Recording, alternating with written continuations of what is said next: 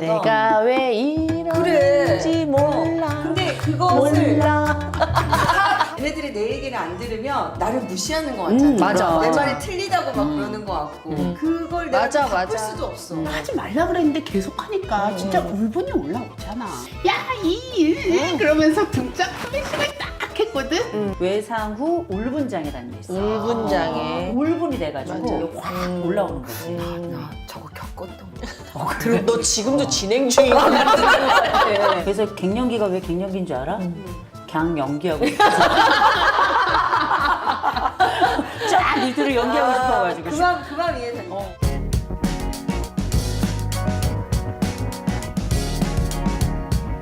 호! 지 이게 귀에서 사라지지 않으실 거야. 계속 양양양. 이거는 제 친구 배아노가 만든 홍매차예요. 조선시대 임금이 마셨다는 탐나는 홍매차. 한호가 우리랑 동갑인 거 알지? 동갑이지, 한호가 친구지. 지금 호시탐탐 여기 들어오려고 노리고 있다. 걔가 호르몬은 여자야. 한개 여자야 여자. 어.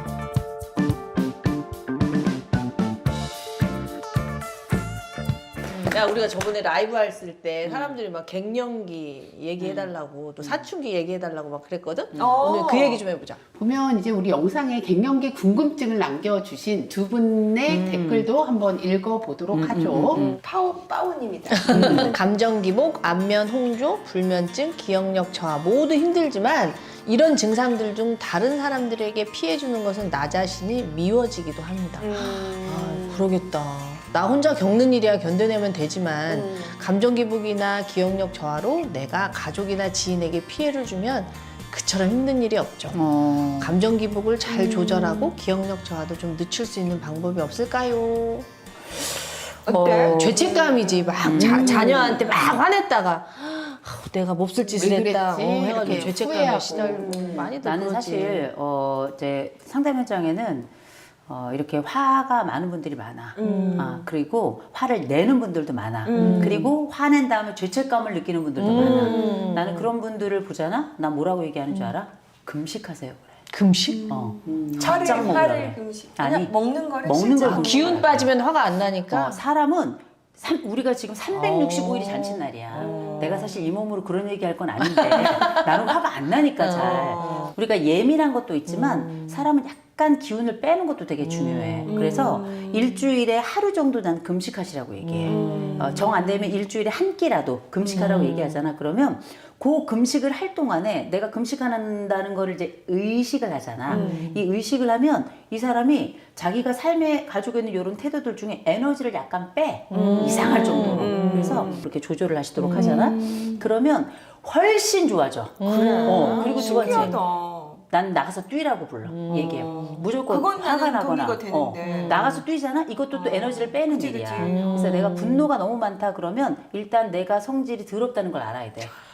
그건 진짜 중요한 거야. 화를 내게 만드는 사람도 있지만 맞아. 내가 화를 내기도 하는 거야. 그래서 내가 성질이 일단 좀 더럽구나. 에너지가 조금 많구나. 이걸 알고 적어도 식사량도 조금 줄이고 그다음에 기본적으로 맵고 짜고 이런 거 좀 덜 먹고 나가서 뛰는 거. 나는 이게 전반적인 이 분노 조절하는 데 있어서 난 육할은 한다고 생각해. 자기가 먹은 음식이 곧 자기니까 너무 이제 과하게 먹으면 50대 중반에 30년째 류마티스의 갱년기에 갑자기 찾아온 갑상선 항진증. 아이고야. 게다가 중2 아들이면 최악인 건 맞죠. 어쨌든 수행평가 제때 안 챙긴 걸로다.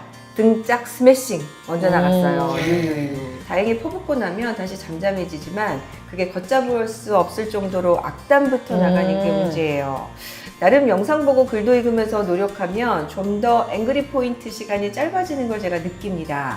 전두엽이 지대로 돌아올 그날을 위하여 관세음보살. 관세음보살. 관세음보살. 이걸 하면 좀 나아지시더라고요. 아야 아이고, 너무 할렐루야. 마음이 아프다. 내가 이제 우리 아들 이게 나도 등짝 스매싱을 한 생각이 나가지고 이제 걔가 5학년인가 6학년 때였는데 내가 야 너 이제 핸드폰 게임 그만해 라고 했더니 이제 그때 우리 집에 이제 운동하는 기구가 있는데 거기 테레비가 있었거든. 그걸 또 하고 있는 거야. 핸드폰을 못 하겠더니 그걸 하고 있어서 그러면서 등짝 스매싱을 딱 했거든. 근데 이제 우리 아들은 순하잖아. 그러니까 더 이상 반항하지 않고 안 했는데 보니까 내 손에 멍이 들어간 거야. 그 정도였어? 내가 너무 세게 때린 거지. 야. 그래서 여기가 이렇게 시퍼렇게 멍이 들어가지고 저녁에 야, 너 엄마가 이렇게 진짜 너무 화가 나서 이렇게 하는데 이제 그러진 마라 그랬더니 한다는 소리가 엄마 나는 아까 참 어이가 없었어. 그러니까 애들은 우리랑 보는 관점이 좀 다른 것 같아. 어이가 없었어. 엄마가 그렇게 급작스럽게 화를 내는 것도 되게 좀 이상하다고 느꼈고 그리고 때리는 연습을 좀 다시 해야 될 것 같아. 너무 자기는 하나도 안 아팠대. 너 손만 아팠던 거야? 내 손만 아팠던 거야. 그거를 마지막으로 더 이상은 안 때렸는데 그게 참 이게 때리고 내가 화를 낸다고 애가 바뀌는 거는 아무것도 없다라는 거. 근데 야, 네 아들 신선이다. 왜? 신선이야. 왜냐면 보통은 내가 아팠건 안 아팠건 상관없이 애들이 욕하거나 화를 내는 게 일반적인 거야. 넌 진짜 3대가 덕을 쌓은 거야. 이런 아들 그래? 없어. 약간 아들이 엄마의 정신 연령을 굉장히 낮게 본 것 같아. 보호해야 될 내가 대상. 무시당한 느낌이었어. 그러니까. 아니 뭐 그렇게 때려 힘도 없는 사람이 라는 얘기를 하더라고. 때리는 기술을 좀 익혀야 될 것 야, 같아. 나 교회 다니는데 이런 말 나온다. 네 아들 보살이다. 네 아들 보살이야. 진짜 보살이더라니까. 얼마 전에 회식 장소에서도 처음부터 끝까지 다 있었잖아. 그래서 내가 이분한테 얘기해주고 싶은 거는 화를 낸다고 달라질 게 아무것도 없다라는 거. 진짜 중2병 아들은 방법이 없다.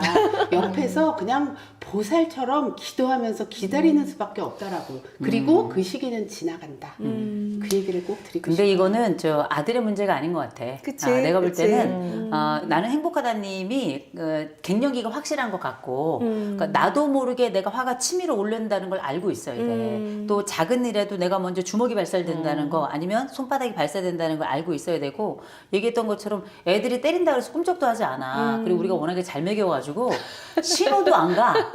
괜히 우리만 이렇게 관절만 좀 안 좋아지는데 그러니까 나는 그냥 뭐 나무라야 될 때도 있긴 있지만 근데 나는 한 가지 원칙이 있어.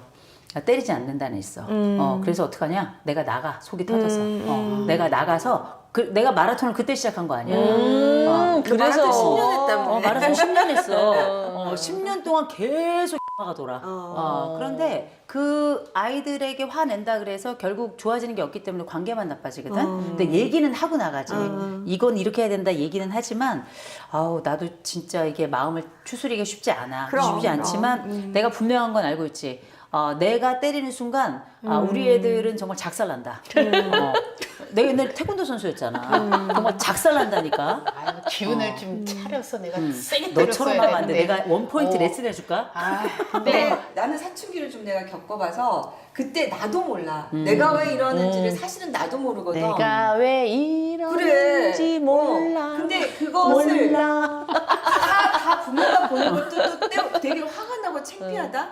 그런데 그걸 내가 맞아, 또 바꿀 맞아. 수도 없어. 그러니까 그럴 때가 있더라고. 근데 나는 내가 우리 애들 사춘기 때 왜 내가 화날 때가 어떤 때가 해보면은 근데 네가 얘기한 대로 내 얘기를 안 들을 때잖아. 그래. 근데 그거 맞아. 정말 인정하기가 싫거든. 그리고 맞아.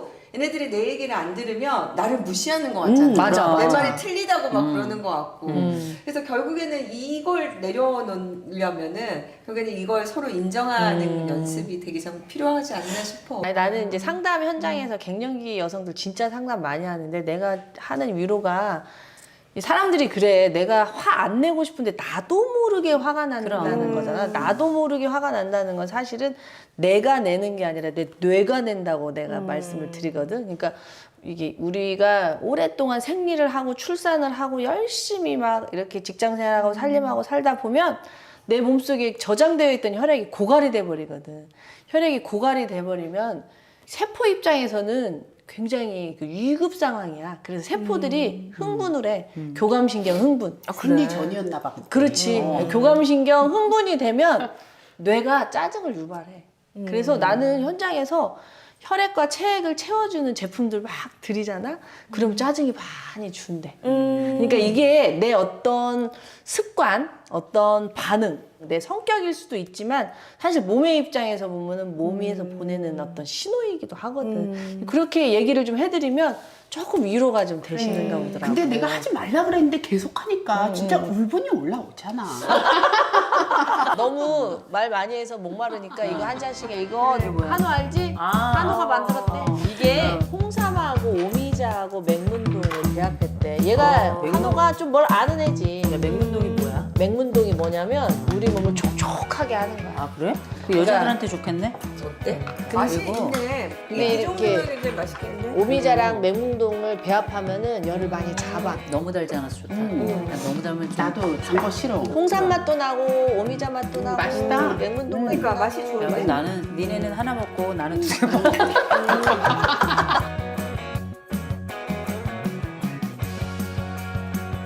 우리가 이 셀코 TV에서 우리 시청자분들 대상으로 해서 사전 설문조사를 또 했잖아. 했는데 나를 가장 힘들게 만들었던 것은 어떤 것이었는가? 1번 감정 기복, 2번 불면증, 3번 안면 홍조 및 식은땀, 4번 기억력 저하. 요 그 가운데 44%가 선택했던 답이 있어. 그래? 그 답이 뭘까? 난 불면증 친구들이 제일 많이 얘기하는 맞아. 것 아, 그래? 같던데. 불면증? 나는 이제 확실히 이제 상담 현장에서는 감정 기복 되게 많아. 감정 기복 되게 많아서 약간 우라가 치미는 거 있잖아.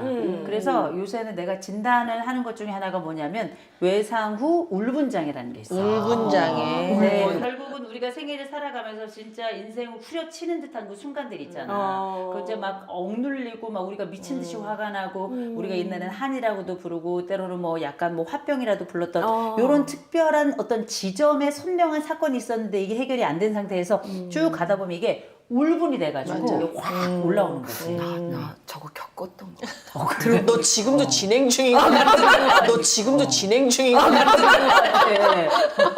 너 말하고 싶어 죽겠지. 그래가지고 감정 기복, 화, 뭐 불안 요거 섞어가지고 이게 한 44%. 우리 1번이 정답. 셀코 가족들이 너는 그래? 감정 기복이 막 올라오고 막 화가 불안이 올라오고 막 그래? 그래 썼었지. 나 그 굉장히 심했었는데 그 감정이 왜 뭉치는지 그 원리를 알고 이렇게 푸는 훈련을 아주 오랫동안 했더니 훌륭해졌어. 뭐라고? 괜찮아졌다가 훌륭해졌다. 사람이. 근데 보통 이제 훌륭해졌어. 훌륭하다는 건 남이 얘기하는 거 아니니? 나는 근데 반대로 이제 40대 때까지 생리를 했잖아. 생리를 하기 전에 되게 우울하고 막 화가 나고 막 짜증이 나고 조금만 건드려도 원래 화가 그런 거 엄청 있지. 나고. 네. 근데 이제 생리가 끝나니까 그게 없어져서 살 것 같더라고. 오히려. 너는 생리가 힘들었던 거 아니야? 그러니까 생리 전 증후군이 그게 너무 힘들어. 그렇지, 그렇지. 맞아. 근데 나도 그게 좀 없으니까 나는 너무 좋아. 오히려 평화로워지고. 근데 내가 이제 또 갱년기가 되면 피부가 엄청 늙는다. 그다음에 골다공증이 온다. 혈관 질환 이런 거 생긴다 그래서 내가 여성 호르몬제를 먹었거든. 그걸 먹으니까 그 생리 전에 울분이 올라오더라고. 다시 또 어머. 그래서 끊었잖아. 그리고 다시 이제 평화로워졌어. 잘했다. 그래. 잘했네. 안 되겠다. 그래. 울분해가지고 하는 이거 버리는 게 낫지. 참고로 여성 호르몬제의 부작용은요 가장 그 심한 부작용이 혈전이야. 혈전. 아 그래? 아 진짜? 그 되게 위험하잖아. 그래. 그렇지. 그래서 원래 혈관 질환이 있는 사람한테는 이 호르몬제 처방 안 내고 또 이 호르몬제를 복용하면서 또 가장 큰 부작용이 다른 암에 걸릴 가능성이 또 있어서 암 검사를 추적 관찰하면서 먹어야 돼. 근데 그 유방암에 걸릴 확률이 높다. 그렇지, 처방 그래. 그러지 않니? 근데 그럼에도 불구하고 이걸 처방내는 이유는 그것은 나중 일이고 지금 너무 죽겠으니까. 죽겠으니까. 지금 너무 막 땀 흘리고 잠 못 자고 막 감정 기복 심해서 지금 당장 어떻게 될지 모르니까 알면서도 이제 처방을 내는 거지. 그런데 우리 그걸 알면은 점진적으로 끊어야 돼. 근데 상담 현장에서 보면은 막 십몇 년씩 드시는 분들이 있더라고. 그거 안 되잖아. 나는 그래도 아무리 길어도 5년은 넘지 말자. 그래, 호르몬제잖아. 근데 원래 갱년기라는 게 잠깐 오는 거지 뭐 그렇게 5년, 10년 걸리니? 아니야. 긴 사람들이 10년도 넘어가. 그래. 그래서 갱년기가 왜 갱년기인 줄 알아? 그냥 연기하고 싶어서. 그냥 연기하고 싶어서. 쫙 밑으로 연기하고 싶어가지고. 그만 이해된다. 야, 그럼 50대 초반에 증상이 없다가 60대에 생기기도 해? 그러니까 호르몬이라는 게 결국 혈액을 기반으로 우리 몸이 스스로 만들어내는 거잖아. 근데 이 갱년기 때는 고갈이 안 되고 있으니까 발현이 안 됐다가 좀 시간 지나서 완전히 고갈되는 시점에서 확 쏟아나오기도 하지. 그러니까 결국 호르몬이라는 것이 우리 몸을 지배를 하잖아. 다세포니까 호르몬 신호를 받아야 되는데 갱년기 때 호르몬이 탁 떨어져 버리는 거야. 그럼 신호를 못 받으니까 세포들 들고 일어나는 거지. 나는 사실 감정 기복은 별로 없었어.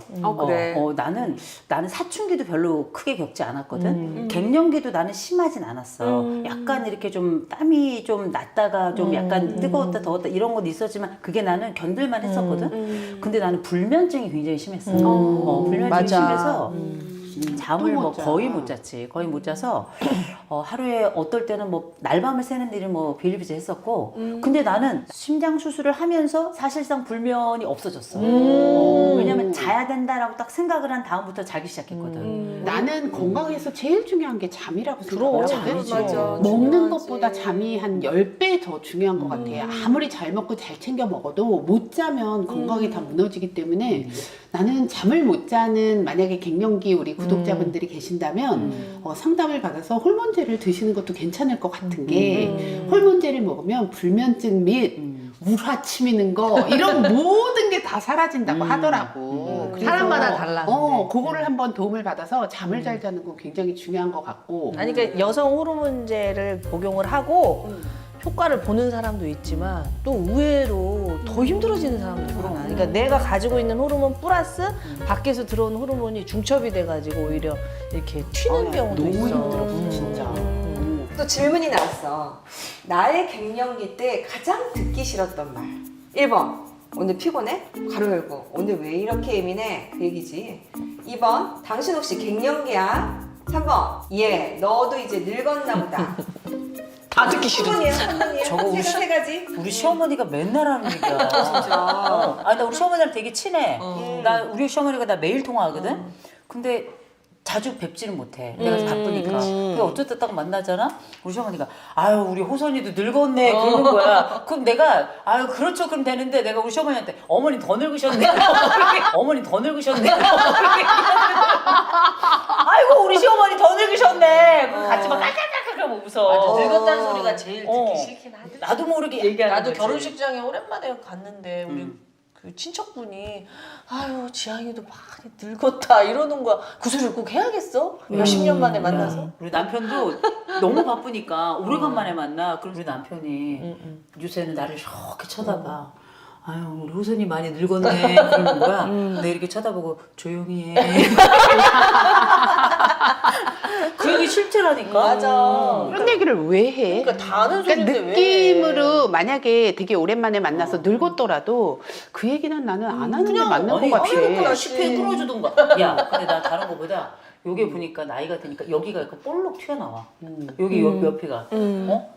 여기 봐봐. 그치, 여기 나이살이. 튀어나오잖아. 그래, 이거 너 어떻게 근데 올려? 레이저 해야지, 레이저. 이걸 지져? 리프팅. 아니, 리프팅. 리프팅. 이걸 와야지. 아 레이저라는 게 리프팅이야? 그렇지. 여기 안에 있는 근육을 싸줘가지고 이렇게 해서 당겨주는 근육이었어. 고객님 너무 잘하신다. 원래 얼마짜리 하신 거예요? 제가 상담해드릴게요. 우리 여기 원장님 계시는데 너무 잘하세요. 요거 레이저. 야 원래 내가 말하는 것보다 옆집 아줌마가 말하면 약이 더 잘 팔리는 거야. 얘랑 내가 대학 동문이잖아. 대학교 이제 총 동문회 이런 데 가가지고 소영이가 얼마나 깨알같이 홍보를 해주는지 진짜. 내가 참 고맙더라고. 동문들이 다 왔어? 아니 근데 얘가 얘가 달리 관절이 아픈 게 아니야. 열심히 앉아가지고 얘가 이거 앉아서 막 얘는 막 뛰어다녀 병원에서 막 이렇게 막 진짜 메뚜기처럼 뛰어다닌다니까 이 방 저 방을.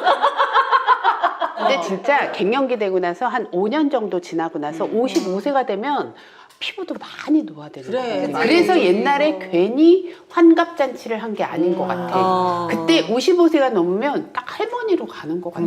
그래서 뭐 늙은 건 당연한 건데 그럼. 꼭 저렇게 얘기를 해야겠냐고. 맞아. 잔치가 맞아. 아니라 환갑 성형을 해야 되겠다. 환갑 성형. 남편이 아유 우리 호선이 늙었네 그러면 돈 줘. 우리 부부한테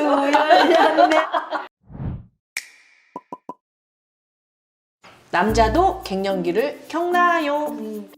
겪지. 서서히 겪을 뿐이지. 남자도 그렇지. 호르몬의 지배를 받지. 여자는 급격하게 떨어지고 남자들은 서서히 아니 떨어지고. 그리고 우리 남편을 보니까 내가 우리 남편 귀염둥이라고 부르잖아. 깜찍인데 귀염둥이도 늙어. 되게 봤는데 우리 남편이 피부가 아니 우리 남편이 원래가 이렇게 요런 데가 좀 피부가 얇아가지고 좀 남편 자기가 사진 좀 올려주세요.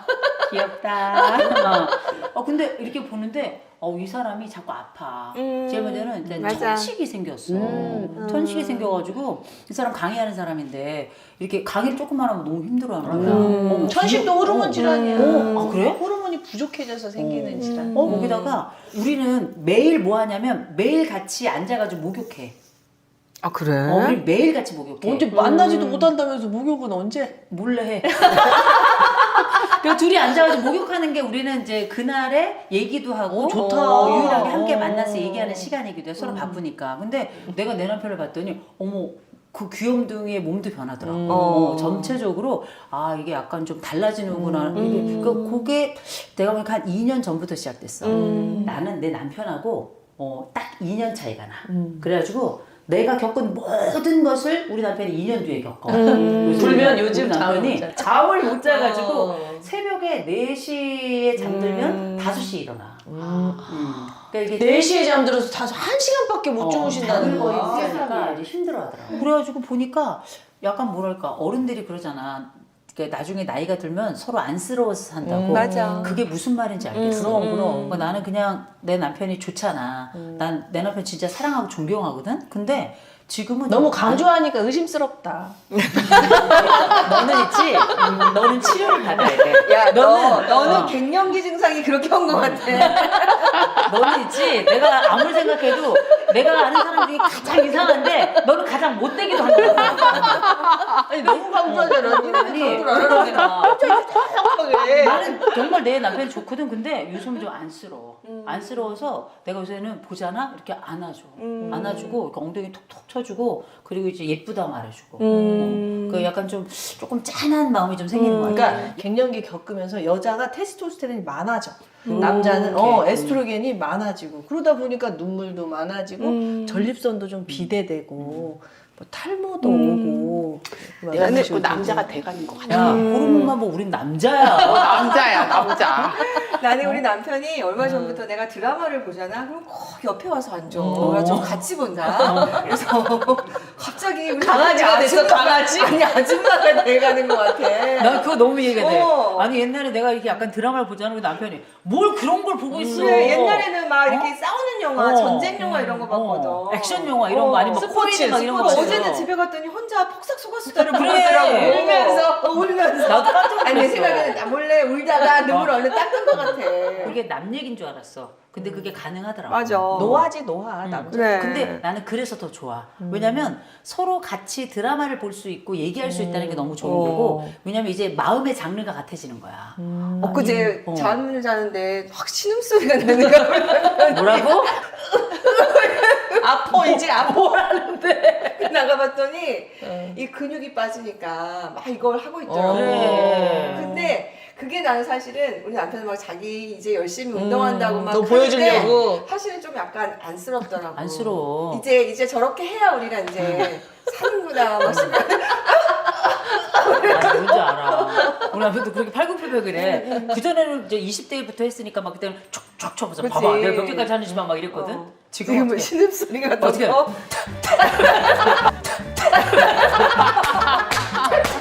딱 저거를 그래서 힘들어. 자기가 턱걸이를 안쓰러워. 맨날 한대. 그래서 봤더니 못 올라가. 아니 턱걸이 할 때도 그게 옛날하고 달라진 거야. 그러니까 그래서 예뻐해줘야 돼. 호르몬들이 없으니까 다 집으로 다 들어오잖아. 아니 호르몬이 없는 그냥 침도 없어. 퇴퇴퇴 하는데. 막 밖으로 돌다가 다 집으로 돌아오는데 여자들은 이제 막 나가. 그래가지고 진짜 서로 막 힘들어하는 야, 시기인 근데 것 같아. 나는 요새 어떤 느낌을 갖냐면 뭐 남편도 그렇지만 내가 이렇게 막 강의를 하잖아. 그러면 자꾸 침이 말라. 맞아. 입이 자꾸 말라. 니네 안 말라? 마르지 우리도. 난 눈도 말라. 눈도 말라. 눈은 진짜 마르지. 그리고 자꾸 코도 말라가지고 자꾸 코 파지 않아? 맞아. 나는 그렇게 음식을 흘린다. 맞아. 말도 마. 맞아. 야, 근데 이게 봐라. 옛날에 이제 가슴이 좀 풍성하고 그럴 때는 이제 이게 어디에 떨어지느냐 되게 중요하잖아. 가슴에 떨어지고 지금은 배에 자꾸 떨어지는 거야. 입을 자꾸 씹어. 혀를. 소심도 그런 것도 있어. 이해해. 내 혀를 왜 씹니? 내가 자주 씹어. 고기 먹는데도 씹어.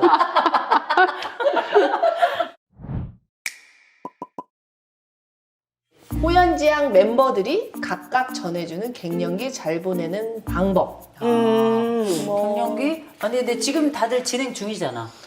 지금 지나가고 있지 뭐. 우리도 갱년기지 뭐. 근데 나는 내 생각에는 나는 거의 끝난 것 같아. 나는 사춘기도 그렇게 대단하지 않았고 나는 갱년기도 내 생각엔 대단하지 않았어.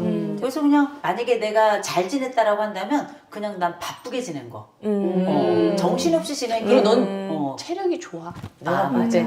아 기본 체력이 좋기도 해. 뼈 좀 봐. 나? 아 뼈는 얇은데 이게 살이 많아서 두꺼워 보이는 거야.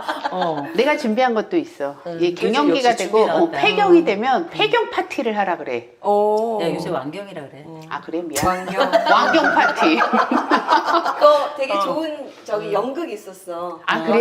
그래 뭐 있었다 그럼. 있었어. 아 메노포즈. 메노포즈. 맞아. 그래서 나는 왕경 진단을 딱 받은 날 이제 왕경이 예정된 사람에게 돈을 걷어가지고 내가 사고 싶은 선물을 사고 그다음에 케이크를 하나 해서 이제 했지. 왕경이 된 사람한테는 돈을 걷지 않았어. 왜냐하면 그 사람들한테는 다시 돌려줄 수 없으니까. 그렇지.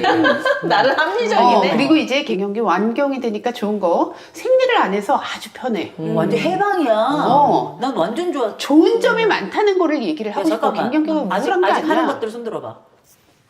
아유 지금 영양제를 진짜 너무 많이 먹어서 그래. 야 그렇게 따지면 나는 앞으로 죽을 때까지 해야 돼. 너 벌 받았어.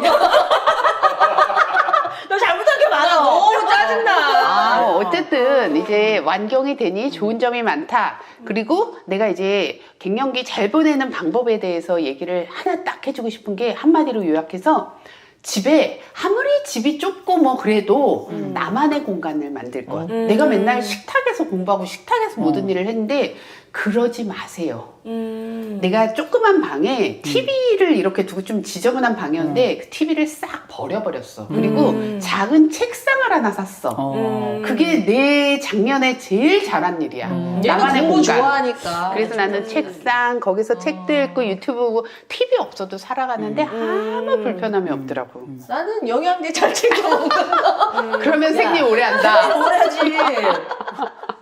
아니 미리미리 근육도 만들어 놓고 혈액도 채워 놓고 감정 극복하는 것도 좀 해놓고 이랬더니 나는 갱년기를 전혀 못 느끼더라고. 너는 갱년기가 아직 안 왔을 수도 있어. 왜냐면 아직 완경이 아직 안 된 상태이기 때문에 뒤늦게 올 수도 있는 거거든. 아니 아직 애리네. 그게 아니라 너는 앞으로 막내야. 갱년기가 갑자기 어느 날 오는 게 아니라 이렇게 서서히 나중에 겪어보고 얘기해. 내가 보니까 여직 알지도 못하는 게 계속 이거 소리 아니 얼마나 지금 뭐 갱년기를 글로 배웠어. 너는 언니들 잘 모셔. 아무것도 모르는 애가. 내가 정말. 보니까 학순뻥이었어. 아유 정말. 야 나 엄마나 좀 내 얘기. 나는 진짜 지금 갱년기를 겪고 있는데 내 삶이 어느 방향으로 갈까 약간 이렇게 약간 풍랑의 배가 떠다니는 그런 느낌이 가끔 막 와. 그래서 엄습하는 거지. 엄습해. 그래서 오늘 아침에도 갑자기 눈을 뜨는데 나는 지금 어디쯤 가고 있을까 이런 생각이 들더라고. 50의 오늘 중반에서 아침에도 그랬어. 글로그에 남아있어. 그리고 아니 언니들 말하는데 너무 껴든다. 그래서 나는 요새 이게 정말 이게 갱년기인가? 내가 지금 겪고 있는 이런 변화가 나는 되게 새로워. 이렇게까지 내가 막 방황이라고 해야 되나 불안이라 해야 되나 막 이런 감정들을 굉장히 오랜만에 겪어봐서 내가 지금 이거 거의 20대 겪었던 같은 느낌? 이런 게 요새 든다 해서 약간 어떤 생각을 하냐면 그냥 가는 데까지 한번 가보자. 뭐 이런 생각. 너만의 공간 있어? 나만의 공간, 나는 사실은 이제 사무실도 있고 나만의 공간은 있어. 일기 써? 일기는 안 써. 야, 일기 좋아. 나 일기 너 일기 써. 얘기해. 근데 일기 괜찮고 나는 두 가지 좀 권하고 싶어. 꿈일기를 한번 써봐.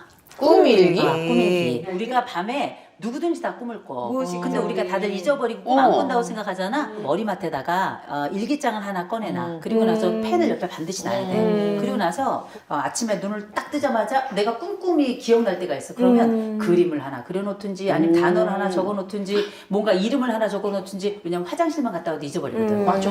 그래서 사라져버려. 매일에서 한 2달씩 하잖아. 그러면 내 안쪽에 무의식을 읽어낼 수 있어. 그래. 그래서 이거 너무너무 좋고. 나 꿈 되게 많이 꾸거든. 나는 완전 드라마야. 너무 재밌어. 그거 꼭 적어놔봐. 그러면 너가 가지고 있는 불안도 알 수 있고, 네 소망도 알 수 있고, 네가 가지고 있는 네가 알지 못했던 그 저변의 그 인생의 주제들을 읽어낼 수 있어. 그런데 이제 그것도 되게 좋은데 또 한 가지는 나는 중년을 겪는 사람들이 꼭 권하는 책이 있어. 아티스트 웨이라는 책이 있어. 이게 이제 융심리학을 공부했던 뉴욕타임즈 기자가 줄리아 카메론이라고 하는 기자가 중년 시기에 특별히 여인들에게 아주 도움이 되도록 이렇게 그 자기만의 정리를 하도록 만든 책이 있어. 그 지금도 시중에 지금 팔아. 내가 하면 딱 좋겠다. 너무너무 좋아. 이 불안이 뭔지 도대체 엄습하는 이 감정은 어떤 것인지 왜 나는 하필 이 시점에 이런 감정을 느끼는지 이런 것들에 대해서 혼자 할 수 있어. 근데 몇 명이 같이 하잖아? 너무 좋아. 그룹으로. 나는 집단 상담할 때도 이걸 많이 써. 많이 쓰는데 진짜 괜찮아. 난 중년 여인들에게 완전 강추야. 나도 그거 몇 년 전에 해봤거든. 하고 이제 우리 하모니 회원들에게 막 권하긴 했지. 그걸 집단으로 해볼 생각은 못했어. 네. 한번 해보면 진짜 좋아. 알겠습니다. 되게 신박하다. 이렇게 해봐. 배움이 되는 친구가 필요해. 넌 좀 덩이고. 나는 지향이를 꼭 생각하잖아. 그러면 혈액을 채워야 돼. 갱년기에 혈액 생각이 안 나. 여러분 혈액을 채우세요. 왕경우 말씀하세요.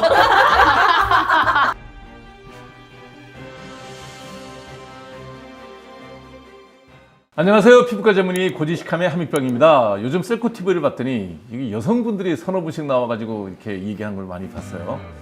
호양지.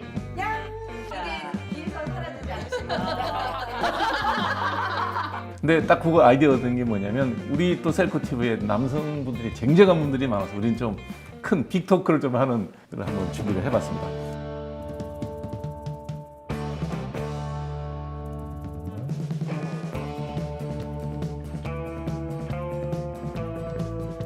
먼저 지금 당장 뭐 어떻게 될지 모르겠어요. 선거는 모르겠고 국민연금은 이제 발등에 불이 떨어졌어요. 네.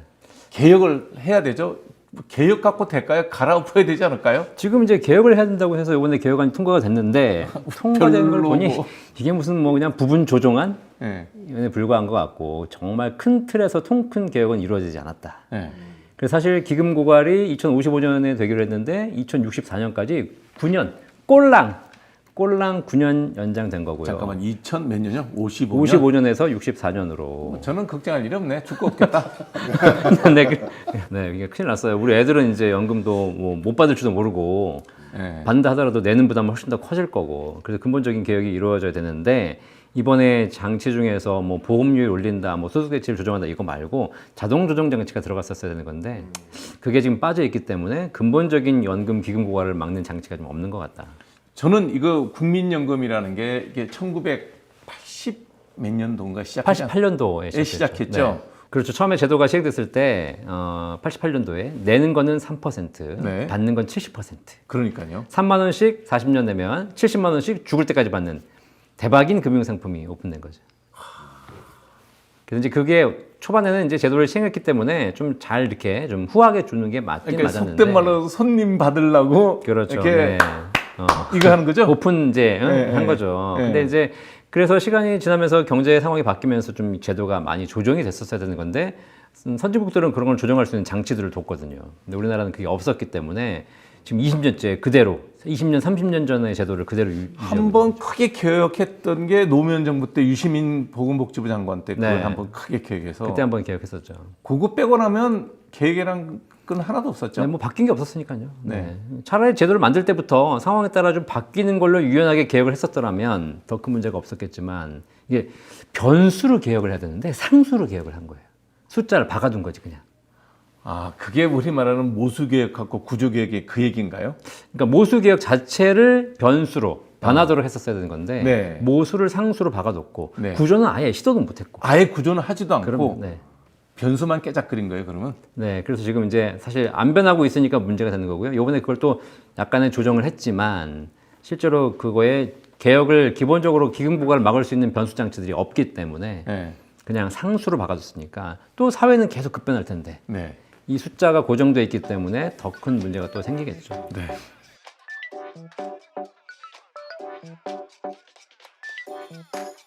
자, 우리 전인구 소장님 뭐 말이 얘기 좀 많이 섰는데 알아서 다 잘하세요. 저는 쌤 방송을 보면서 느끼는 게 뭐냐면 교육 방송 같아. 취지가 맞나요? 원래 저는 그쪽 업을 했던 사람이다 선생님이니까. 보니까 또 경제 교육 쪽으로는 제가 나름대로 다 만들어 놓고 나왔다 생각한 거예요. 그 공교육계에서 경제 교육 다 해주고 제 KDI랑 개발해서 교재까지 다 만들어주고 나서 대한민국 경제 교육상을 탔어요. 아, 그리고 나니까 이제 제가 현장에서 느꼈던 게 뭐냐면 백날 애들 경제 교육해도 안 고쳐지는 게 뭐냐면 부모가 안 도와주더라고요. 애들 용돈 기입장 수업을 하려 했더니 용돈 없는 애가 3분의 1이었어요. 그때만 해도. 10년 전이니까. 지금은 3분의 2가 될 거예요. 용돈이 왜 없냐니까 용돈이 있으면 더 불편하대요. 용돈이 있으면 본인이 선택을 해야 되는데 용돈이 없으면 엄마가 원하는 걸 다 사준대요. 건 바이 건으로 사는구나. 네, 무제한으로 사주는데 내가 왜 용돈이 필요하냐, 원하는 거 다 사준다. 그래서 애들 용돈이 10만 원, 초등학생들인데 10만 원씩 넘는 애들이 그렇게 많았던 거예요. 이제 이렇게 된 상태에서 애들이 경제라는 거는 결국 내가 버는 돈 대비 쓸 수 있는 게 한도가 있으니까 뭘 선택하고 뭘 포기할 거냐를 결정하는 힘이 경제잖아요. 그게 저는 경제 교육이라고 보는데 무제한으로 공급이 들어오는데 어떻게 애들이 선택하는 힘이 길어지겠어요. 이제 어른 되고 나서도 뭐 해줘요만 되는 거고 저희도 이제 젊은 친구들 보다 보니까 이제 그 문화가 좀 이어졌는지 회사한테 다 해달래요.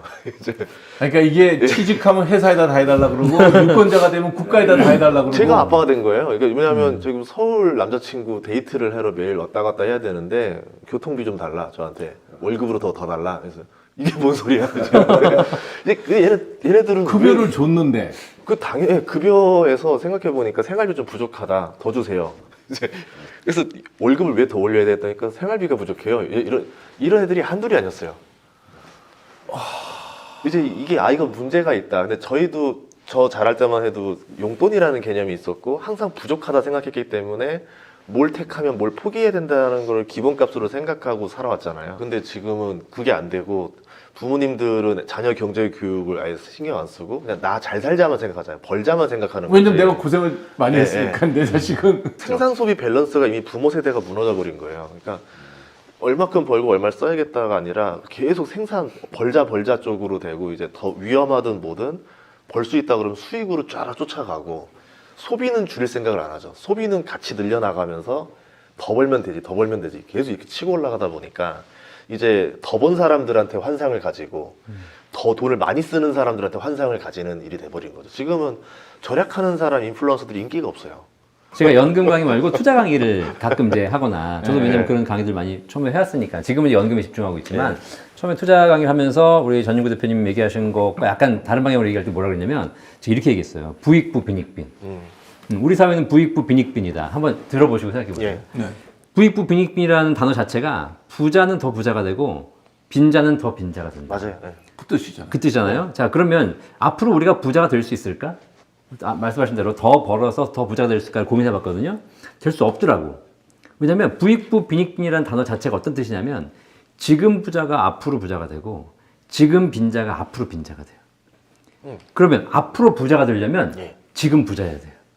해보니까 예전에는 정말 개천에서 용난다. 음. 그래가지고 정말 시골에서 열심히 공부하고 뭐 읍내 나와서 대학 가고 뭐 서울대학교 가고 네. 사법고시 하고 이래가지고 네. 뭐 하는 경우가 있었잖아요, 그죠? 예. 근데 요즘은 그런 게 점점 힘들어지는 것이고 의사도 마찬가지. 요즘 다 의대 간다고 하지만 사실상 의대를 가려면 기본적으로 그 가는 과정 동안 다 돈으로 받침이 돼줘야 되는 것이고. 교육이 필요하니까. 그렇죠. 네. 그리고 의대를 나오면 뭐예요? 의대를 나오면 그냥 페이닥터인데. 그렇죠. 의대를 나와서 의사로 부자가 되려면 개업을 해야 돼요. 개업해서 쉽지 않은데 개업하는 게 아니라 아버지 병원의 부원장이 되면 되는 거예요. 네. 그러니까 아버지가 부자면 애는 대학교 졸업하자마자 부원장이고, 가능하죠. 네. 아버지가 그냥 셀러리맨이면 애는 졸업하자마자 그냥 페이닥터가 되는 거예요. 이런 상황을 보면서 아 이게 부익부 빈익빈이란 고리를 끊기가 점점 더 힘들어지는구나. 그래서 제가 연금을 하기 시작한 게 뭐냐면 부자가 되기를 포기하자. 그러면 방법이 뭐냐? 그냥 다 포기하고 그냥 있는 거 열심히 모아서 우리가 행복한 노후를 살고 가자. 아, 부자의 개념이 아니라 행복으로 개념을 그렇죠. 옮기자는 거구나. 어차피 부자도 오늘 김치찌개 먹고 나도 오늘 김치찌개 먹고 그 사람은 15,000원짜리 먹고 나는 8,000원짜리 먹는 거지만 어차피 똑같이 김치찌개 계란 후라이 먹어. 그런 건 중요하지 않고 그냥 행복하게 사는 것이 핵심인 것 같다. 라고 해서 제가 투자 강의를 20년 가까이 하다가 아 이거를 그냥 이제는 연금으로 바꾸자. 아, 그게 이제 제가 해왔던 길이거든요. 저도 옛날에 재테크 강의할 때 했냐면 교사들 대상으로 재테크 강의할 때 뭐였냐면 선생님들은 주식하지 말라 했었어요. 필요 없죠. 연금 나오는데. 아, 2015년, 17년까지는 강남 부자를 별로 안 부러워했어요. 왜냐하면 열심히 벌어서 어떻게 하면은 서울의 집 한 채는 그렇게 문제가 없던 시절까지 있었을 때는 주식 투자도 할 필요 없고 제일 안전하게 저축 잘하고 잘 모아서 살면은 크게 뭐 남부럽지 않은 적당한 이게 나왔었는데 갑자기 2017, 19년, 21년에 집값이 심하게 벌어지기 시작하면서 이제는 선생님들도 안 된다. 이거 월급으로는 완전 불가능해졌다. 이렇게 되면서 이제 말한 대로 저는 이제 근로소득으로 갈 수 있는 사다리가 많이 끊겼다라고 본 거죠. 그래서 이제 제가 주식 강의했을 때 코로나 이전에는 별로 인기가 없었어요. 근데 코로나 이후에 집값이 올라가고 이제 말도 안 되게 벌어지니까 이제는 사람들이 투자는 필수가 됐다 이러면서 다 뛰어드는 거죠. 뭐 결과가 다들 좋았는지 모르겠지만 이제 그게 이제 큰 문제가 아닌가 싶습니다.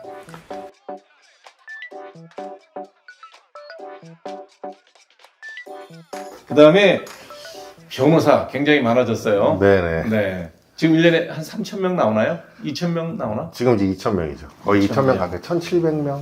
제가 대학교 들어갔을 때 사법시험이 300명. 네네네. 제가 8 맞아요. 0학년인데 그때 고시 본 친구들이 300명, 300등 안에 들라고 네. 고시원 공부하던 친구들이 내가 의과대학 졸업할 때쯤 되니까 700명, 800명 되더라고요. 네네. 어떻게 생각하세요? 이렇게 법조인의 수가 늘어난 걸 저는 굉장히 부정적으로 보는 사람인데. 근데 저는 뭐 법조인 수가 늘어나는 것 자체의 문제보다는 이게 수요와 예측이 맞은 상태에서 그거에 따른 어떤 배출이 이루어져야 되는데 이게 지금 마치 지금 의사수 늘리는 거랑 되게 좀 비슷한 부분이 좀 있습니다. 아니, 이게. 그때 또 법조 개혁이라 그러면서 그때 이것도 노무현 정부 때 시작한 일인데. 그때도 이제 그게 지방에 네. 이제 법조인들이 없고 변호사들이 어떤 법률 서비스가 없으니까 네. 거기에 이제 많은 변호사들이 갈 수 있도록 해가지고 좀 무변촌에 이제 그 무변촌을 좀 없애겠다는 취지를 만들었는데 실질적으로 지금 다 합격해서 다 서울에 와 있기 때문에 그러니까 변호사를 많이 이게- 찍어냈더니 쓸데없는 소송 건수만 굉장히 늘어나는 일이 여기도 보니까 꽤 그 공급이 수요를 만들어내는 효과가 있더라고요. 네, 좀 그런 부분도 있고요. 근데 어쨌든 이제 로스쿨 제도는 정착이 어느 정도 돼서 잘 그래도 어느 정도 그 변호사들의 어떤 퀄리티를 높여가는 과정은 충분히 되고 있다고 저는 생각을 하는데 좀 더 예전에 줄여야 비해서. 되지 않아요? 근데 지금 이제 문제는 배출 인원수죠. 아니, 배출 그거 좀 인원수가 줄여야 되지 않냐는 지금 생각이 현재 드는데. 변호사들이 먹고 살기가 굉장히 어려운 상황이고요. 예, 지금 이게 안 맞습니다. 수요와 공급이 지금 네. 안 맞는 상태이고 이게 예전에 제가 로스쿨 그 교수님이 맨 처음에 막 로스쿨 도입할 때 원장님이 저한테 로스쿨은 꼭 도입해야 돼. 그러면서 저한테 하신 말이 아니 사건 수임료를 30만 원씩만 받아서 수백 건씩 하면 되잖아. 그럼 변호사 먹고 살 수 있잖아. 이렇게 얘기하시는 거예요. 그런데 30만 원을 해도 사건이 없어요. 그만큼의 수가 없고. 네. 첫 번째는 그리고 30만 원을 받으면 변호사 무조건 망합니다. 그렇죠. 그 일이 그렇죠. 들어가는 예. 품이나 이런 것도 있기 때문에. 교수님이 그러니까 현장에 안 나가 보셨구나. 그렇죠. 교수님이. 이제 그러니까 모든 문제가 뭐냐면 탁상공론상에서 네. 어떤 어떤 추상적인 이념과 가치를 가지고 진행을 하니까 좀 문제가 생긴 거죠. 이게 지금 뭐 경제정책도 그렇고 국민연금도 그렇고 의료보험도 그렇고 네. 평생 환자를 본 적도 없는 사람들이 앉아가지고 예방학하는 사람들이 의료 제도를 만들어요. 그게 우리의 뭐 이렇게 얘기하면 전체 교수님을 폄하하진 않아요. 경제학을 한 교수님이든 경영학을 하신 교수님이든 법학을 하는 교수님이든 심지어 의과대학 교수 중에 특히 예방학 하신 분들 이런 분들이 환자를 본 적도 없고 돈을 벌어본 적도 없고 회사를 경영해 본 적도 없는데 이분들이 법을 만들어. 그러면 어떤 일이 벌어지냐? 배가 산으로 가죠. 이게 지금 이렇게 배출하는 어떤 그 시험 제도가 사시에서 이제 로스쿨 제도로 바뀌었지 않습니까? 이게 바뀌면 단순히 이제 변호사 배출의 문제만 바뀌는 게 아니고 이게 교육의 내용도 바뀌거든요. 그러니까 옛날에 사법시험 때는 사법연수원에 들어가서 그렇죠. 판사, 검사를 배출하는 걸 기본으로 하는 거예요. 그래서 거기는 이제 공무원인 거죠. 연수원에 들어가서. 그래서 거기서 쓰는 내용들은 판결문을 쓰는 거를 공부한다면 네. 이제 변호사 시험, 지금 현재 로스쿨 제도에서는 변호사가 되는 시험이니까 변론 요지서나 뭐 이런 것들을 쓰지 않습니까? 그러니까 이제 이게 수준에 좀 차이가 많이 있고, 두 번째는 과거에는 법학적 이론을 많이 공부했어요. 그래서 어떤 다양한 학설도 공부하고 반대견해도 공부하고 현재 판례 입장도 공부한다면 지금은 학생들이 변실 보기 위해서 판례만 공부하거든요. 네. 그러니까 다른 견해나 또 반대 측에 대한 입장을 이해하는 견해에 대한 인식과 능력이 많이 떨어져 있다는 거예요. 이게 이제 이런 교육 제도 자체의 문제점도 지금 존재하고 있습니다. 그러니까 보면 판단하는 걸 보면 지금 말씀하신 문제들이 그대로 드러나요. 그래서 예전에는 이제 좀 어떻게 보면 정형화된 것들에 대한 판결이었다면은 지금 현재 최근에 이제 판사가 되신 분들은 로스쿨을 졸업해서 로클럭이라고 하는 제도를 통해서 되신 분들이 많은데 그러니까 몇 년 이분들은- 이상 변호사 네. 경력이 쌓이면 10년인가요? 네네 보통 뭐 5년 뭐 이렇게 그 이후에 로클럭 경력을 쌓고 나서 이제 판사에 지원할 수 있게 돼 있어요. 그래서 이제 보통 이제 변호사가 됐다가 들어오시다 보니까 사실 판결 쓰는 내용들이 약간 예전하고 좀 많이 좀 달라지는 면도 있고요. 좀 굉장히 좀 유연해진 면도 있습니다.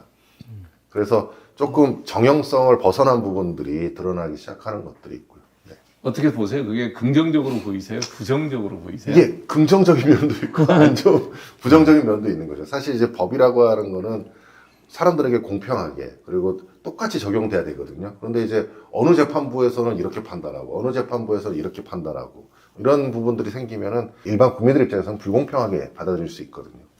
그래서 법하고 연결된 일은 직접 경험하신 일은 없으세요? 저는 이미 경험을 했죠. 네. 저는 평생 뭐 법원 근처에도 안 가고 살 줄 알았는 법 없이 살 수 있는 사람. 어떤 일이 있었어요? 근데 뭐 제가 열심히 일하다 보니까 제가 이제 사업이 잘 되니까 이런 부분에서 이제 제 사업권을 노리는 그런 문제들이 발생하더라고요. 근데 이제 하면서 느낀 게 있었어요. 야, 이게 재판이라는 것이 잘잘못을 가려야 되는데 네. 형식적인 게 너무 많다. 형식적인 게. 그러니까 뭐 예를 들면 막 뭐 한 3개월 동안 이제 고민해가지고 판결을 내면 되는데 뭐 이 서류가 안 들어왔다고 조금 미루고 네. 뭐 상대 쪽에서 조금 뭐 연기를 막 시키고 네. 그죠? 네. 그다음에 잘잘못을 따지는 게 아니라 뭐 일단 굉장히 지엽적인 부분 가지고 판단하는 경우도 많고. 아하. 음. 법원에 이런 게 있던데 검찰이 피의자를 조지는 방법은 불러 조진대. 자주 부르면 생업에 지장이 생기는 거야. 그렇죠. 예. 근데 재판부에서 그 피의자나 어떤 그 조지는 방법은 밀어서 조진대요. 네. 처음에는 제가 이렇게 하면서 나도 막 경찰 조사 받고 막 이러니까 막 이제 가슴이 떨리고 이런 맞아요. 거잖아요. 예. 근데 되게 정신과가 그래서 아니에요. 일이 안 되는 거예요. 일이. 네, 네. 그래서 제가 이제 그다음에 생각했죠. 아, 저쪽에서 원하는 건 나한테 손해배상을 받아내는 게 아니라 나를 망하게 하는 그렇죠. 거구나. 맞아요. 예. 그러면 내가 여기서 이기려면 재판을 이기고는 상관없이 내가 사업이 성공하는 것이 그렇죠. 내가 재판에서 맞아요. 예. 근본적으로 승리하는 거다. 그래서 그때부터는 이제 마음을 접었어요. 야, 이게 우리나라 법률 시장의 문제라는 거예요. 어떻게 생각하세요? 아니, 그러니까 소송을 남발하는 게 분명히 많잖아요. 우리나라 같은 경우에는 어쨌든 사람들이 어떤 돈적인 문제가 발생을 하면 민사소송을 제기하다가도 네. 또 형사고소를 하는 경우가 굉장히 많아요. 그래서 그 의료도 똑같아요. 의료도. 우리나라는 사기죄를 고소하는 경우가 굉장히 많습니다. 네. 사기죄가 너무 남발되고 있는 것도 지금 문제인 부분도 있고. 그래서 결국은 뭐 수사기관의 인력도 굉장히 낭비되는 부분도 있고. 근데 이제 또 반대로 생각을 하면은 이렇게 이제 고소 고발 과정에서 굉장히 많은 정신적 피폐함을 느끼시는 경우가 많거든요. 그걸 노리가 한다니까요. 근데 이제 그게 소송에 또 어떻게 보면은 뭐 당연한 그런 거라서 사실은 소송 진행 과정에서 그런 일이 생겼을 때 말씀하신 것처럼 정신적 멘탈을 잡는 게 제일 중요해요. 일본보다 네, 우리가 고소고발 당연한 거죠. 사건이 인구당 대비하면 10배? 20배? 훨씬 많습니다. 그러니까 그거는 그럼 우리가 나라가 그렇게 사기꾼이 많고 그 횡령 배임을 하는 사람이 많지는 않을 거 아니에요. 그렇죠. 그러면 그거를 소송을 하는 사람이 나쁜 사람이라고 봐야 되지 않아요? 그래서 이제 지금 그런 것 때문에 무고죄 같은 것들을 더 중하게 처벌해야 된다. 이런 이제 계속 얘기가 나오고 근데 있는데. 왜 무고죄 처벌은 그거는 형량은 법원에서 정하는 게 아니고 이제 법에 이미 무고죄 법정형이 나와 있고. 그러니까 그 형량이 낮으니까 안 하는 거 아니에요. 그러니까 무고죄를 했을 때 예를 들면 네. 내가 이 사람을 무고를 할 거야. 이제 악심을 네. 품고 저 사람 이제 반드시 한 5년은 살려야 되겠다고 생각하고 막 넣었어. 네. 그러면 이 사람이 무죄가 나오면 무고죄는 5년이 돼야 되는 거 아니야. 최저 형량이. 그렇진 상대를 않아요. 5년 그렇지 않으니까 무고를 하지. 그래서 이제 어쨌든 무고죄 법정형이 정해져 있고. 그러니까 그게 너무 낮지 않냐는 그게 얘기예요. 낮죠. 그래서 이제 그거를 이제 입법화해서 더 높이자는 뭐 논의도 있었고. 근데 왜 안 해요, 근데 국회의원? 실질적으로 그게 지금 실질적으로 많이 제가 해봤더니 무고를 인정하기가 입증하기 쉽지 않다. 아니 고소했는데 상대가 무죄가 나오면 무고지. 그렇게 하면 진짜 좋을 것 같아. 그건 당연하잖아요. 그렇게 할 내가 수 상대방을 고소를 했단 말이에요. 내가 저 사람을 괴롭혔어. 그럼 저 사람이 무죄야. 그럼 나는 그래서 이제 그런 그게 부분들이 이제 있기 때문에. 예전에 우리가 애들을 보면 그냥 애들이 싸웠어. 네. 그럼 부모가 말리고 끝났어요. 네. 근데 이제는 이제 워낙에 그 소송들을 할 수 있다고 생각하니까 너도 소송 나도 소송이 되는 거거든요. 저는 그래서 제가 뭐 이 방송 통해 그렇지만 만약에 진짜 다음 차기 정권이 누가 들어올지 모르겠지만 우리 사회에 꼭 필요한 그 제도가 있는데 지금 뭐 공수처 무슨 처 이런 게 있잖아요. 그거 말고 저는 법 정리처가 필요하다고 생각해요. 법 정리처. 법을 정리 법이 너무 복잡해졌어. 아. 계속 법을 만들기만 해 국회에서. 아. 아니 만들면 법이 계속 늘어나잖아요. 네. 그게 아니라 이제는 좀 법을 줄여서 저희 선사 시대로 돌아가게 되면 법 없이 그냥 촌장이 앉아가지고 그냥 너네 얘기해봐. 사또가. 사또가 해서 그래 우리가 이게 잘못했네. 빨리 사과해. 아니면 네가 벌 세대 맞아. 곤장 맞아 이렇게 해서. 한고조 유방이 약법 3장을 했던 이유가 이런 이유인가 보다. 그렇게 해서 우리가 서로는 좀 이해하면서 이런 사회로 다시 돌아가야지. 지금처럼 끝도 없이 계속 소송을 하는 전략으로 가게 되면 결국 우리 사회 자체가 폭발한다 이제. 그러니까 그런 걸 좀 완화시켜주라고 만든 게 정치인데 정치가 사법화 돼버렸어요. 그죠? 맞아요. 네. 지금 그게 제일 문제입니다. 자, 나이가 들수록 가족이 중요하다, 친구가 중요하다. 저는 가족이 더 중요할 것 같습니다. 정 소장님. 둘 다 의미 없어 이제. 둘 다 센데. 어차피 인생 혼자 가는 거다. 다음 또 그러니까 답이 똑같아. 나이가 들수록 나가 더 중요해진다. 나는 그래도 가족이 좀 더 중요해진다는 생각을 하는 쪽에. 그 일반적인 답변은 가족이 점점 더 이제 중요해진다. 네. 친구보다는. 근데 센 얘기 나중에 좀 들어. 부드러운 가족. 저는 원래 친구도 굉장히 중시하고. 네. 또 술 좋아하고 중시하는데 친구 좋아하잖아요. 술 좋아하죠. 네. 근데 이제 친구도 워낙 좋아하는데 친구들도 지금 다 가족들이 지금 점점 더 중요해지는 시기여서. 아, 그렇구나. 네, 그래서 그래야 친구들도 각자 가족, 저도 제 가족 이렇게 하는 시간들이 점점 그렇게 되더라고요. 이제. 네. 그렇게 되니까 자연스럽게 또 그렇게 되는 것 같고 말씀하신 것처럼 이제 나 자신이 제일 중요한데 그 자신이 결국 또 가족의 가장 또 중요한 울타리. 지금 이제 나이가 어떻게 되죠, 정확하게? 제가 지금 76년생이니까요. 네, 48, 아홉. 아홉. 비슷하구나, 나랑. 저도 45부터 그 인간관계죠. 친구가 있고 가족이 있으면 그 전까지는 일이 많으니까 일 중심적으로 움직이면 당연히 지인, 친구, 비즈니스 파트너 뭐 이런 쪽에 이제 시간이 많이 가다가 45세가 좀 넘어가니까 일단 몸이 힘들어. 되게 술자리거든요. 몸이 힘들어서 이러다가 내가 죽겠다. 그러면서 이제 집으로 점점 이렇게 들어가면서 50 넘어가니까 가족이 좀 더 이렇게 필요한 게 내 몸, 결국은 다 똑같구나. 내가 몸이 편하려고 그렇게 되는 거야. 네. 그러니까 두 분은 관계 의존적인 분들이신 거예요. 그러네요. 그러니까 저기 뭐 친구든 가족이든 다 관계가 필요한 사람들이잖아요. 그렇죠, 그렇죠. 근데 뭐 우리 전주 대표님 모르겠지만 저는 일단 술을 거의 먹지 않습니다. 그래도 저렇게 물어보는데 둘 다 필요 없어. 사실 다 중요해요. 다 맞아요. 중요한데 네. 저 두 관계를 지키기 위해서 내가 독립해야 된다. 제가 제일 젊었을 때 제일 좋아했던 시가 홀로서기거든요. 네. 둘이 만나 서는 것이 아니라 홀로선 둘이가 만나는 것이다. 그래서 저는 내가 홀로 설 수 있을 것인가에 대한 고민을 많이 했었고, 나이가 들면서 내가 체력이나 정신력으로 약해지기 때문에 가족이라든가 주변 관계가 좀 더 필요해지긴 하겠지만, 저는 어쨌든 나이가 들어도 내가 좀 온전하게 살고 싶다. 주변 사람들에게 피해 안 끼치고, 그래야지 가족 관계도 더 좋아지는 것이니까. 저는 그래서 사실 지금 제가 요리 다 합니다. 요리 잘하세요? 뭐 기본적인 요리는 다 해요. 그래서 이제 뭐 내가 혼자 독립하려면 뭐 가족이 당연히 있어야 되겠지만, 내가 집에다가 피해를 안 끼치려면 청소도 내가 해야 되고 설거지도 할 줄 알아야 되고. 근데 처음에는 그러다 보니까 이제 요리를 해야 되겠더라고요. 근데 요리를 처음에 할 줄 몰랐어요. 그냥 해주는 거 먹고 사 먹고 이랬는데 한번 해봤어. 왜냐면 나가서 이제 브런치 가게를 가가지고 이제 브런치를 먹은 거예요. 브런치 가지고 그 풀조가리. 뭐 샐러드라고 하죠. 샐러드. 우리가 샐러드를 보자면 풀조가리야, 풀조가리. 그거에다가 뭐 뿌려놓고, 그다음 계란 후라이, 뭐 소세지 구이, 식빵. 뭐 새우 한 마리 사서 예. 쪄서 올리면 돼. 그치? 그거 딱 먹는데 4명이 먹는데 10만 원 나온 거야. 야, 이거는 내가 집에서 할 수 있겠다. 라고 생각해가지고, 야, 이거 가지마, 더 이상. 내일부터는 다음 주부터 내가 할게. 그래가지고 집에서 해보니까, 사실 이제 힘들긴 좀 하고, 좀 귀찮긴 해요. 근데 이게 재밌더라고. 그 다음에 이제, 그러면 이 샐러드나 뭐 이거 먹는 거 말고도 밥도 한번 배우자. 그래가지고 이제 뭐 김치찌개, 된장찌개, 그다음 각종 나물, 볶음 이런 걸 하기 시작하니까 이게 처음엔 되게 어려웠는데 해보니까 다 어차피 로직은 똑같아. 그럼요. 로직이 또. 그치? 있지.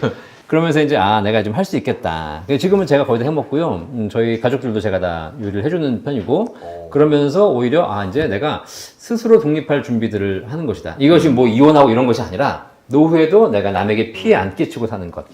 그러니까 지금 본인이 갖고 있는 그 삶에 대한 철학이 연금하고 바로 연결되네. 맞습니다. 네. 남한테 신세지지 않고 자식한테 의지하지 않고 내가 버는 능력만큼 내가 먹고 살다가 꿈보다 해먹이 좋다. 아니 정말로 딱 로직이 맞네. 연금이 맞습니다. 가는 이유가. 네.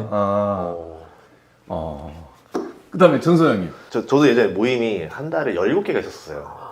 그러니까 일하다 보니까 그렇죠. 그러니까 한 달에 17번을 술을 먹는 거예요. 네. 거의 플러스로 더 먹으니까 이제 그러면 거의 뭐 술 안 먹고 집에 오는 날 이상한 날인 거죠. 그렇죠. 그렇게 살다 그러니까 저도 친구도 좋아하고 이랬었는데 이게 사람의 외로움의 관점으로 보면은 친구를 많이 만난다 해서 외로움이 사라지나? 그것도 아니에요.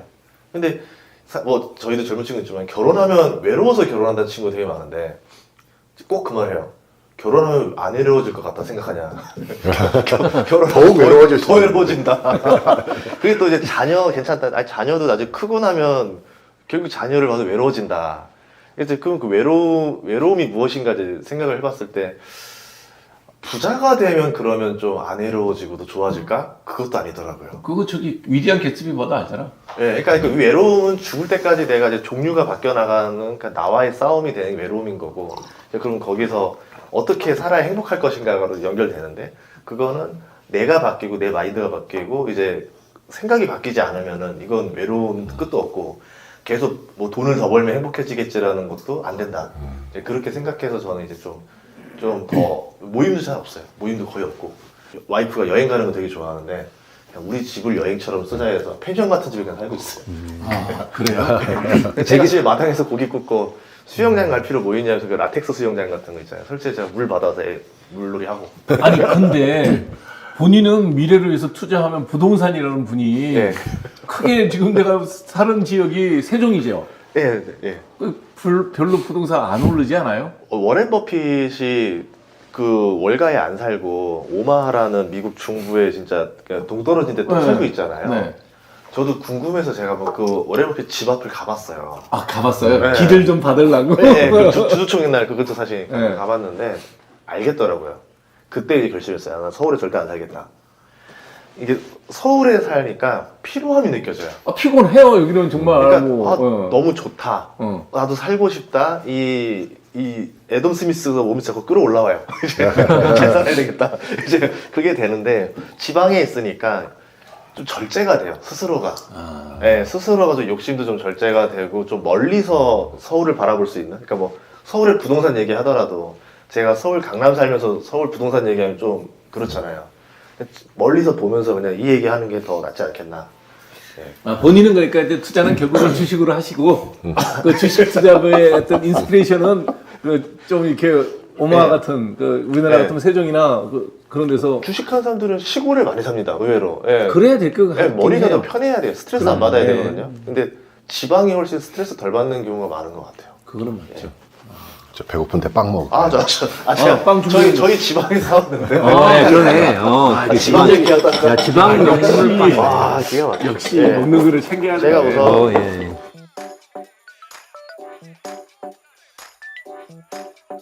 다시 20대로 돌아간다 그러면 지금의 직업을 선택한다. 절대 다른 직업으로 바꾼다. 이 직업을 선택한다. 한다. 만족하고. 저는 옛날 교사였잖아요. 만족합니다. 예. 교사로도 만족하고 지금 유튜버로도 만족하시나요?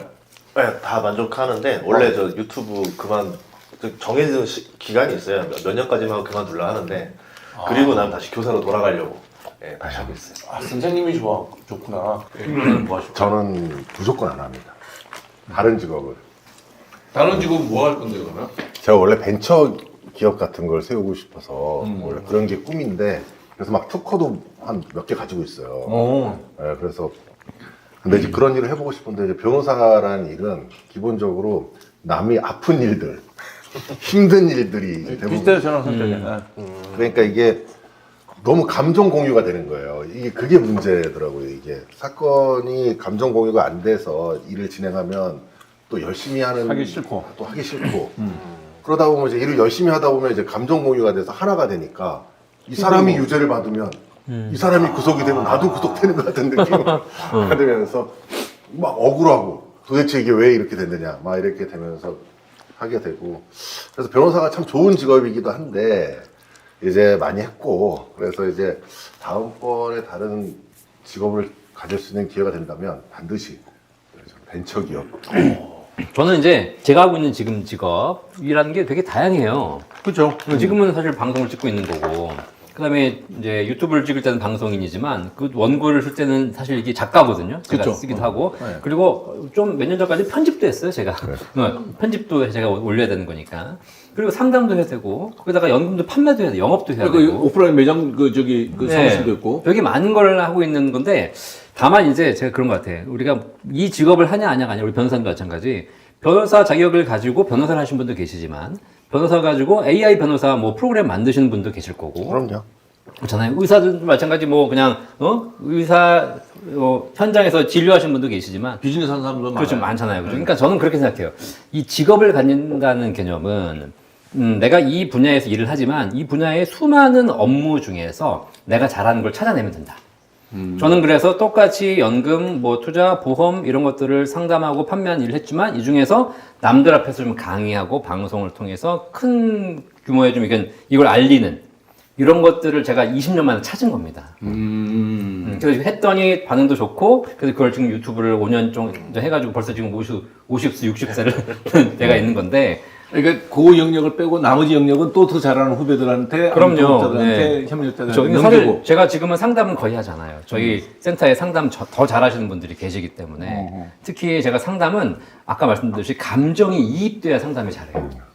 고객과 상담하면서 이분이 정말 노후에 어려움을 겪고 있다. 그럼 같이 아파해주고 그래서 솔루션을 찾아줘야 되는데 저는 그걸 못해. 너는 그런 거지. 그냥 이게 맞아. 그런 거야. 그러니까 제가 상담을 하니까 안 되는 거야. 근데 이게 강의는 되더라고. 그렇지, 강의는 객관적으로 해야 돼. 4대1이니까. 네. 그래서 그런 상담을 잘하시는 분들에게 오히려 상담을 맡기고 저는 이제 방송을 통해서 연금의 중요성을 알리는 일 이렇게 찾아가면 될 것 같다. 근데 저희 법 쪽에도 보면 검사들은 연차가 되고 부장검사가 되고 검사장이 되면 점점 수사를 손을 놓고 지휘만 하니까 점점 조직을 조금, 유지하면 네, 돼요. 유직을 하는 걸로 바뀌잖아요. 좀 편해져요. 근데 판사는 올라가면 올라갈수록 점점 난이도가 높아지고 사건의 내용도 점점 복잡하고 어려워지는 내용을 하게 되고 변호사도 점점 난이도가 높은 사건을 맡게 됩니다. 돈을 많이 벌잖아. 경력이 되면 큰 돈을 벌잖아. 그렇죠. 이제 큰 사건을 맡게 되고 이제 점점 난이도가 높아지죠.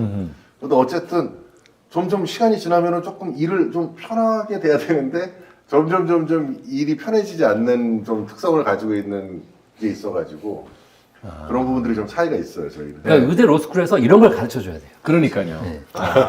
로스쿨 나오면 뭐예요? 그게 로스쿨 나와봐야 영업이라는 걸 가르쳐 줘야 되는데 그걸 안 가르쳐 주고 법 뭐 이렇게 분석하고 변론하는 것만 알려주니까 나와가지고 힘든 거지. 아마 박사님도 13년 레지던트 끝났으면 분명히 연금 상담하고 있을 거예요. 이게 그래서 내가 우리 애들한테 하는 얘기야. 너무 오래 한 군데 빠지는 일은 하지 마라. 못 태어난다. 친구 사이 밥값은 무조건 더치페이 한 번씩 원턴. 어느 쪽에? 더치페이를 해본 적이 없어가지고. 그렇죠. 이게 우리 전문가들 저희도 뭐 더치페이는 없죠. 더치페이라는 걸 해본 적이 없어가지고. 박사님 어떠세요? 요즘은 굉장히 더치페이 문화가 세졌더라고요. 네. 네. 근데 이제 나이가 들잖아요. 나이가 들면 모임이라는 게 점점 사라져요. 맞아요. 왜냐면 나오면 부담되거든. 쏠돈은 한정돼 있는데. 그러니까요. 이 더치페이를 하더라도 사실상 그냥 뭐 5,000원짜리, 10,000원짜리 먹으면 나오겠지만 먹다 보면 요즘 사실 요즘은 회식하면 맞아요. 1인당 비싸요. 5만 원 안 내면 먹을 데가 없어. 먹을 데 없어요. 그러다 보니까 사실상 부담돼서 못 나온 경우도 있어요. 저는 오히려 좀 친구들 중에서 여유가 있는 사람들이 한 번 더 내는 것도 괜찮은 것 같아. 원턴. 저는 기업하고 난 다음부터는 거의 제가 내요. 근데 내고 요거도 먹는 자리는 내면 안 돼요. 나보다 훨씬 부자고. 그럼요. 정인이 그 사람이 포스트인데 괜히 뭐 젊은 놈이 돈 좀 벌었다고 가면 그럼 혼나거든요. 그러니까 눈치를 잘 봐야 돼요. 얻어먹을 자리와 밥값을 내야 될 자리를 저는 잘 봐야 된다. 저도 그래서 원장님. 나도 저번에 원장님 사실 나도 제가 가만히 있었잖아요. 클럽에서 밥 먹을 때 정말 후배들이 좋은 일에서 밥을 산다 그러면 사라 그래요. 예, 그러는 경우가 아니면 아이 그래도 먹고 살만하면 뭐야 내가 내는 거지 뭐 이런 그 느낌은 늘 갖고 사는데 여기 중요한 게 그런 관계가 명확하면 괜찮은데 그냥 또래끼리 사는 것도 비슷해. 근데 완턴을 안 하는 사람이 있어. 있죠, 있죠. 있는 거예요. 그 친구는 또 다른 모임인데 다른 모임에서 똑같은 얌체 짓을 한다 그러면 아, 근데 다른 모임에서는 막 잘 사면 더 받는 거지. 그럴 수도 있겠다. 예. 제가 옛날에 친구가 저한테 돈을 빌려가가지고 안 갚은 적이 있어요. 예, 저는 사실 큰 돈은 아니죠? 그 당시엔 큰 돈이었습니다. 20년 전에 1,000만 원이 넘는 돈이었어요. 오유, 큰 돈이네. 네. 근데 그 친구가 이제 이민을 갔어요. 그러고 나서 이제 연락이 좀 뜸했었는데 제가 놀러 갔어요. 그 나라로. 놀러 가가지고 거기 갔더니 이제 그 친구가 옛날 얘기를 하면서 그때 정말 미안했다. 그러면서 그 나라 여행을 할 때 전체 여행을 다 시켜줬어. 돈을 쥐고 뭘 또. 그러니까 어쨌든 그런 게 생각해. 그러니까 내가 지금 꼭 여기에 대한 대가를 받지 않는다 하더라도 세상은 돌고 돌고 돌아오는 것이다라는 생각을 하면 마음 편해져. 연금 전도사가 아니라 그 행복에 대한 컨셉을 다시 설정해주는 정말 저는 그 박사님 뵐 때마다 항상 이렇게 하나씩 배우는 게 있어요. 65세가 지나면 행복에다가 더 소비에다가 더 주안을 둬야 되고 그런 게 일관성이 있어 정말. 그럼요, 네. 네. 맞습니다. 네. 일관되게 살고 있어요. 저도 이제 뭐 처음에 연금 얘기를 하려고 시작한 건 아니었지만 20년 넘게 연금 얘기를 하다 보니까 가지고 있는 것보다는 쓰는 것, 내가 현재에 만족하는 것이 더 중요해지겠다라고 생각하면서 이제 삶이 좀 바뀌기 시작하는 거죠. 진짜 사나이란 말없이 묵묵히 책임지는 사람이다. 표현하고 소통하는 사람이다. 어느 쪽에? 저는 표현하고 소통하는 사람이 맞다고 생각해요. 예전 같으면은 묵묵히 책임지는 사람, 네. 이런 사람이라고 생각을 했는데, 네. 묵묵히 책임지면 그 사람이 왜 책임지는지 몰라요, 사람들이. 생색을 내야 된다. 네, 정확히 표현하고 네. 소통을 해줘야, 저 사람이, 이렇게까지 지금까지 책임을 져왔구나라는 걸 알지. 네. 안 그러면 인식을 못 합니다. 그렇죠. 저는 아까 말씀하셨는데 돈을 지금까지 많이 빌려줬는데, 네. 돈 빌려서 하나도 받은 적이 없어요. 저는 변호사인데도. 중소동 한번 쫙 나오고. 그리고 저한테 돈 빌려간 애들이 갚을 생각도 없고, 그러면 이제 한 번씩 얘기를 해줘야 돼. 그러면 얘기를 해주잖아요. 그럼 뭐라 그러는 줄 알아요? 뭐래요? 내가 너한테 빌렸니? 큰 돈은 아니구나. 네, 500, 1000, 이렇게 이제 애들 급할 때 이렇게 빌려줄 때. 그러면 시간이 지나면 다 잊어버리거든요. 원래 돈 빌려준 사람만 기억해요. 네. 맞네. 표현하고 소통해야 되겠네. 어떻게 생각하세요? 지금은 소통을 해야 되는 시대인 것 같고 아버지상도 그런 것 같아요. 아버지상도 옛날에 우리 아버지 때는 자녀와 소통이 없었잖아요. 뭐 그래도 문제가 없었고. 우리 다 알잖아요. 네, 그렇죠. 고생하시는 거. 근데 지금은 사실 자녀와 소통을 해야 되는 시기인데 또 너무 소통하다 보니까 자식이 또 기어올라. 이런 문제도 생기는 거죠. 어쨌든 근데 지금은 좀 소통이 필요한 시대인 것 같다. 네. 전성이. 저는 말없이 그냥 묵묵히 해결하는 사람이라서. 멋진 남자네. 아니, 계속 그렇게만 살아가지고 우리 둘 고민을 해본 적이 없어요. 저도 그래요. 예, 그냥 지금 오늘 나온 문제 오늘 맨날 해결하고 이렇게 살다 보니까 이게 책임이라고 하면 책임이겠죠. 해결만 했었으니까. 예. 저도 그래요. 그러니까 자기 맡은 자리에서 특히 가족 간에서는 뭐 전혀 얘기할 거 없고 조직 내에서도 저는 그냥 내 할 일, 내 맡은 일, 내 앞에 있는 일이면 내 일이다. 내가 모르는 일은 뭐 찾아서 할 방법이 없죠. 모르니까. 내가 인식한 문제는 해결한다. 결론은 돈 많은 남자가 멋진 사람. 아니 돈의 문제가 아니라 하다못해 병원에 뭐 어디 하나가 잠깐 뭐 전구가 나갔다든지 뭐 어디 흠이 났다 그럴 때 그 페인트 칠하고 전구 가는 일이 동업자들끼리 야 지난번에 내가 전구 갈았잖아 이걸 네가 갈아 이 소리를 못 하는 거예요. 이게 갈다 보면요 15년 동업하는데 15년 동안 전구 제가 갈고 있는 거예요. 그 학교에 교장 선생님 아침에 보면 이제 쓰레기 많이 줍잖아요. 네. 그러니까 이제 애들이 뭐라 하지 않아요? 교장님 여기도 쓰레기 있다고. 그래 맞아. 이거 맞아 그러더라고. 그렇게 돼요. 내가 하고 싶은 얘기가 바로 그거예요.